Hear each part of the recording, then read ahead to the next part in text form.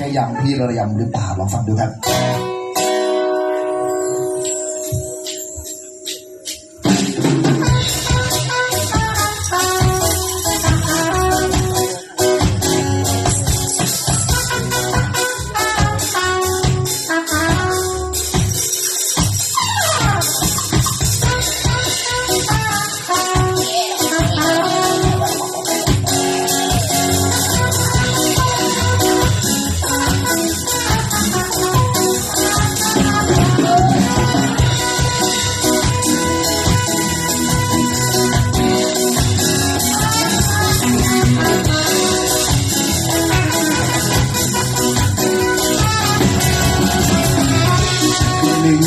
ชอบดื่มไวน์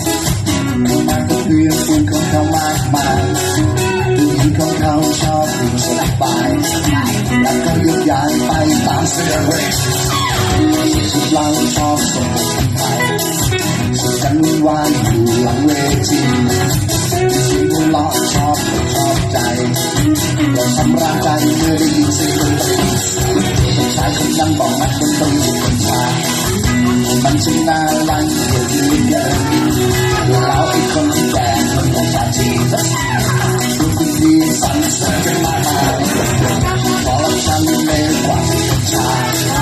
รู้สึกกัญชาเลวกว่าขอรับฉันรู้สึกของฉันเลวกว่าเป็นชาย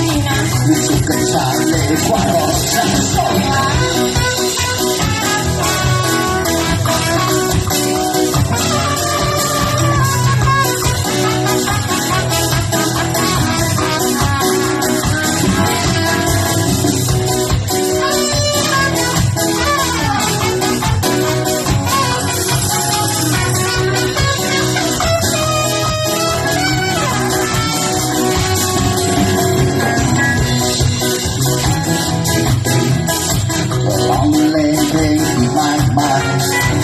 ไม่คิดเอาตัวผู้ใดของใครเราไม่เคยคิดเอาชายคนนั้นบอกนักดนตรีสุดคนฉลาดมันช่างน่ารักเหลือเกินแล้วไอ้คนที่แก่มันเป็นชาชีคุณที่สั่งเสริมกันมาขอรับฉันเลวกว่าเป็นชายรู้สึกเป็นชายเลวกว่าขอรับฉันว่าขอรับฉันเลวกว่าเป็นชายรู้สึกเป็นชายเลวกว่าขอรับฉัน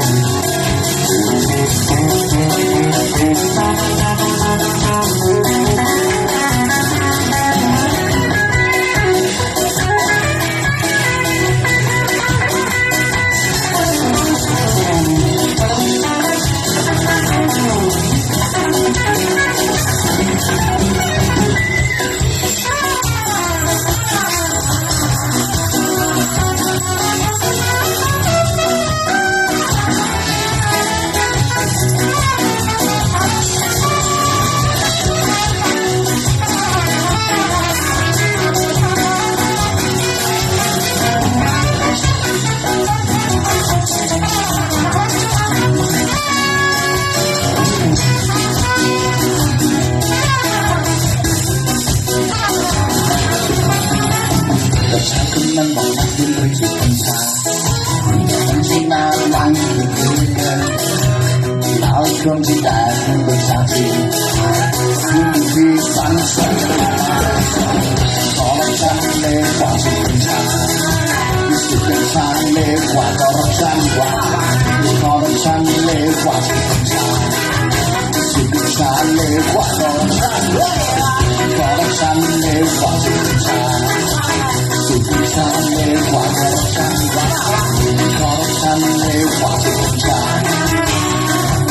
เลวกว่าขอรับฉัน